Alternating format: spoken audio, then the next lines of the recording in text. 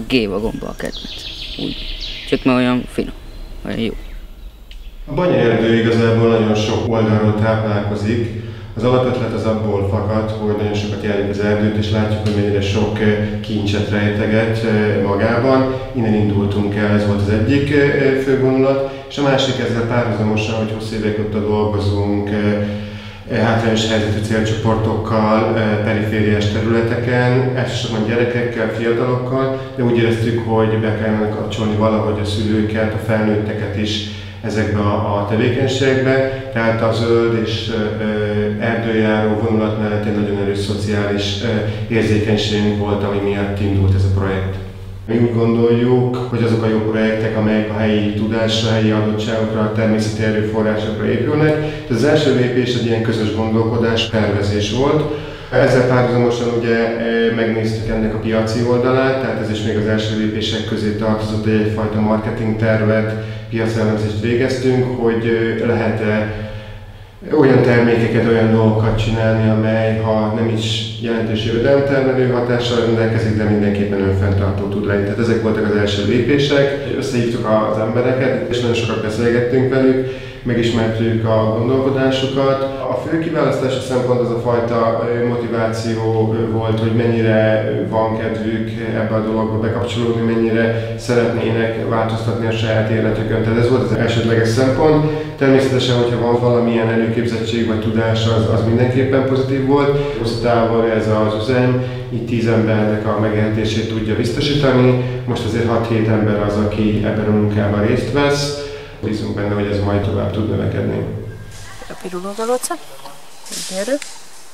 Neki a kalapbőrét le kell húzni, és 20 perces hőkezelés után fogyasztható. Ő az egyik galócaféle, ami ehető és nem mérgező. Aztán hoztunk többféle galamgombát. Teljesen változatos színekben tud pompázni. Nagyon-nagyon szeretek itt lenni. Nagyon. Jó a társaság, kevesen vagyunk, nem kötött a munka, hogy ugyanazt csinálom, nem monoton, változatos. Nincs 2 egyforma nap, mindig más csinálunk, és ez is jó. Tűz a nap, vagy tényleg esik, mindegy, bebújok a kis lukakba, már minden eltűnök, és akkor majd is jön a gombába. 3-4 óra, 5. Annyi kell azért az erdőbe, hogy az ember azért lassan körülnézzen és szedjen. Hát valamikor azért tele vannak a kis kosarak, az nagyon jó. Idén még nem sikerült, most lesz csak jobban, mert nem volt errefele nagyon gomba. De azért szoktunk úgy kilóra, nem tudom, sokat. Ugye azért fel is kell dolgozni délután, szárítani. Ez a pirulógalóca. És nem tudom mire jó. Ez a krisztának kell, ez a vargánya, ez jó rántani, meg pölkösbe, hát nem tudom, lehet. Nagyon örülünk annak, hogy itt az erdő faanyagon kívüli melléktermékei is hasznosulnak, ilyen finomságokat készítenek belőle. 2019-ben a Banyaerdő Szociális Szövetkezet jelentkezett nálunk gombagyűjtési engedélyért. Természetesen az engedélyt kiadtuk, a kapcsolatunk azóta is nagyon pozitív. Mintaértékű szerintem, amit ők tesznek, a Mecsek ZRT mindenben megpróbál nekik segíteni. Én vagyok a kenyérkereső. Persze, hát iskolások a gyerekek még, úgyhogy az egy, aki már ugye fölnőtt, mindegyik iskolás még, úgyhogy én vagyok a család fenntartó. Nagyon sokat számít. Nagyon sokat számít. Nem a 22 segély. Nagyon sok felé megfordultam. Konzervgyár, húsüzem Kaposváron, kaposplaszt, napszám, bútorüzem. Szóval ez most jó. Ez most nagyon jó. Én egy kacsoltai tejüzemben dolgoztam ezelőtt, több műszakos munka, de az nagyon kényelmetlen volt. Végülis a kisgyerekem véget kerestem én is egy olyan állást, ami ugye kötetlenebb, úgymond, ugye nem több műszakos munka, meg ez helyben van, ugye Bencházán, és így ugye akkor így jobban el tudom tartani kézbe tudom tartani így a dolgainkat. Nem kell utazni messze, meg tudom iskoláztatni saját magam a gyereket is, ugye. Úgyhogy így nekem ebből a szempontból nagyon jó, kényelmes ez a munkahely. Az első fél év az arról szólt, hogy meghatározás, azonosítás folyamatosan kint az erdőben. A kosarakat bevisszük az üzembe, ott kiterítjük a gombákat a feldolgozó rész előtt. Ott fajonként külön válogatják a lányok, és én mindig megvizsgálom ezeket, amik bekerülnek a feldolgozásba. Hogy nem kerülhet be, nem ehető és nem árusítható gomba az üzembe, az üzemegységbe, mert hogy azt már szakellenőri vizsgálattal kiszűröm előtte. Egyébként ők nagyrészt ismerték a gombákat már, hiszen itt laknak az erdő mellett, és az alapgombákat szedték. Itt a vargányára gondolok, itt az őzlábgombára gondolok, a szegfűgombára, ezeket így szedték. Valamit nem ismertek, és azt így megtanítottam nekik. Mindig elmesélem nekik, hogy mik a határozó bélyegek, mitől tudják megkülönböztetni a másik gombától. Folyamatosan kint vannak egyébként plakátok az üzemben is, ahol az összes ehető árusítható gombafaj fönt van. Nálunk nem az a klasszikus 8-tól 4-ig, vagy esetleg 12 órás munkarendben való munkavégzés van, hanem feladatalapú munka van. Megpróbáljuk bevonni őket a döntésekbe is. Szerintem ez nagyon-nagyon sokat jelent ezeknek az asszonyoknak, hogy a termékfejlesztéstől kezdve a mennyiségekig mindent megbeszélünk, és ők is beleszólhatnak abba, hogy mondjuk hogyan készüljön el egy ételkülönlegesség, sőt, nem egyszer ők azok, akiknek jobb ötleteik vannak, mint mondjuk nekem. Szerintem ettől sikerült igazi közösségé varázsolni őket. A legnagyobb szeretettel és a legnagyobb óvatossággal szedik és csomagolják ezeket az ételeket. Én meg vagyok róla győződve, hogy nem is biztos, hogy ők tudják, hogy mekkora dolgot csinálnak. Ugye volt a medvehagyma szezon, az nagyon, akkor van ez a, hát én vadszokhagymának mondom, milyen gomba, vagy a kígyó? Kígyóhagyma. Kígyóhagyma, annak kellett a termése vagy a virága, hogy azt kellett nekünk. Hát meg boczákat szedtünk, hársat igen, ilyeneket, fenyőzünk. Ibolyát szedtünk rengeteget, avval kezdtük az idén, medvehagymát is szedtünk, úgyhogy... Ami ehető növény, azt tud majd. Porcsint, meg popsajtot.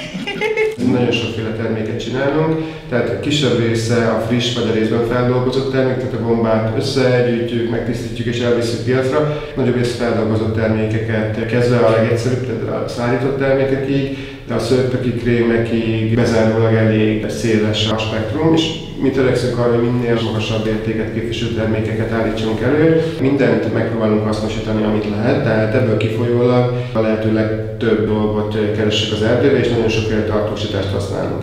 Említettem, hogy a gombákkal foglalkoztunk elsősorban. A gombáknál a szárított gombák azok, amelyek nagyon népszerűek, de a gombákból ugye készítünk különböző félkész termékeket, tehát risottót vagy fasírt port, amelyet viszonylag könnyen el tudnak az emberek otthon készíteni.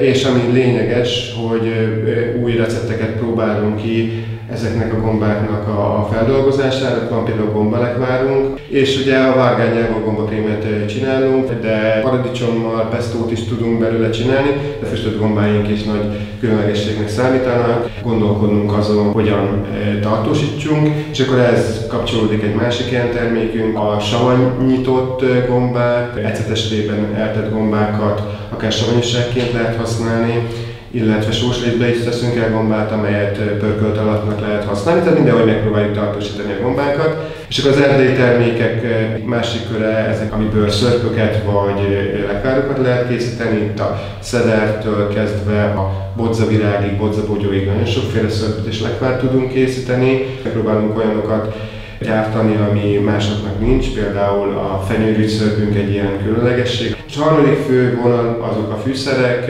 ezeket vagy frissen vagy szárítva, tehát amit az erdőből lehet szedni és fűszerezésre használni, turbójától kezdve a snidlingig, a medvehagymáig, ez még egy erős vonalunk. De amit ad az erdő, abból próbálunk valami ügyeset mindig kitalálni. A kis volumen miatt tudunk különleges dolgokkal foglalkozni, és nagyon jó minőségű termékeket tudunk ugye előállítani, amelyet az ilyen Michelin csillagos éttermek szeretnek használni. És hát igen, ez így furcsa, de mindenképpen jó, hogy a termékek meg tudnak jelenni ilyen helyeken. Ez pénzügyileg is egy fontos dolog, illetve ezt a társadalmi üzenetet is tudjuk hordozni, hogy attól, hogy a periférián vagyunk, attól, hogy hátrányos helyzetűeket foglalkoztatunk, megvan a kapocs a magas minőséget igénylő, jövedelmező cégek irányába. Decsháza egy kis település, szociális hátrányokkal küzdünk, és Hát úgy gondolom, hogy ez is egy olyan kezdeményezés lehet, ami ezt hosszú távon talán tudja egy picit csökkenteni. Azt gondolom, hogy itt a faluban, hogyha a biztos jövedelmet tudná ez a dolog kínálni az embereknek, akkor többen szívesen elmennének akár növényeket gyűjteni, vagy gombát szedni, vagy esetleg olyan dolgot termelni, amit a kisüzem fel tud dolgozni. Én azt szeretném, hogyha ez a kisüzem is valamikor elérni azt, hogy egyre több embernek tudna ilyenfajta kiegészítő jövedelmet biztosítani. Ez a program nekem azért fontos, és nekem sikeres is, mert egy létbiztonságot adott a családnak. Nekem egy nyugalmat, hogy minden hónapban megvan a fix, és adott egy olyan nyugalmat, amit az erdő ad, hogy kiszellőzik az ember feje, nincsenek a napi gondok, nem jönnek utánunk. Az otthon marad. Lelkileg is helyre teszi az erdő az embert.